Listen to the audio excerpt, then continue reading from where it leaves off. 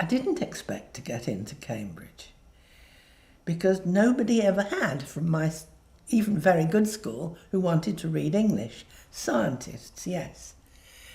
Historians, one or two, but nobody to read English. I don't know why. Anyway, I thought I'd made a complete muck-up of the exams. When I came back and told Miss Adams, my English teacher, that I'd written about Milton, she thought I was mad. And she was right, because we'd never been taught about Milton.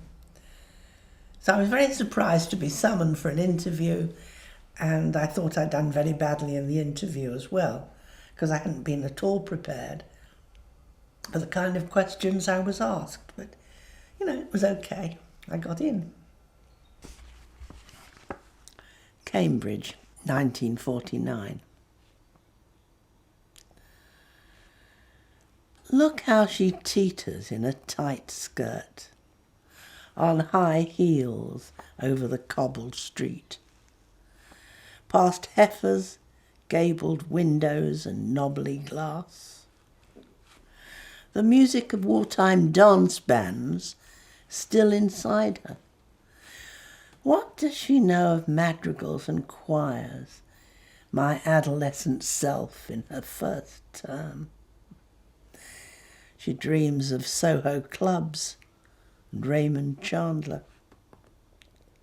Going up to Cambridge was a complete culture shock, because when I got there, I found all the girls, even at the interview I noticed, all the girls were sort of dressed in twin suits and possibly pearls, I don't really remember that, wore no makeup, had beautiful skin. They were all immediately very friendly with one another, and I felt them as very alien.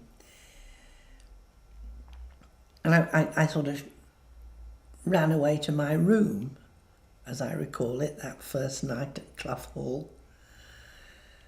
And the food was appalling, I remember. Wet lettuce and beetroot and the scrambled egg, I think, all together. Well, when I'd got in, I was sort of euphoric, really, and I looked around me, and although it was perfectly plain that I was different from most people, I wasn't different from everybody. Nor was I the only Jewish girl to get in that year to read English. Dismissing girls in tweedy clothes as dowdy. She does not recognise the family names connected into webs of social power, altogether too unworldly to be a Marano. She says grace at high table as a scholar, giggling over wet lettuce and beetroot, unaware of any reserve around her. I suppose the real shock was the omnipresent sense of Christianity. It was everywhere. And everyone was a believer. Nobody in the secular 21st century can imagine that pressure. Not just to conform, everyone thought it was true. In fact, I thought it was true. And one thing that happened as a result, I went back to Leicester and told my father my change of belief, and he didn't know what to do with me, really. So he sent for the local rabbi, and he was from the Czech Tatra Mountains. His English was very uncertain. He'd certainly never read any of the books I was reading. And he was hopeless, really, except when I asked him what he thought happened after death. And then he gave this very characteristic shrug and said, "Who knows?" And in whatever accent. And that helped me. I thought, that's true. Nobody actually knows. And so I went back and I tried some of that on my friends and indeed some of my supervisors. They were all believers and they were not shaken in their belief, but I was no longer overwhelmed by it, actually. Yet as she reads in her Newnham room, the metaphysical poets claim her, and she enters the Christian centuries with Donne and Herbert, filled with an unexpected terror. What if it were all true? The angels on the shore, the judgment, the dismissal, and her secular world denied. What if this present were the world's last night?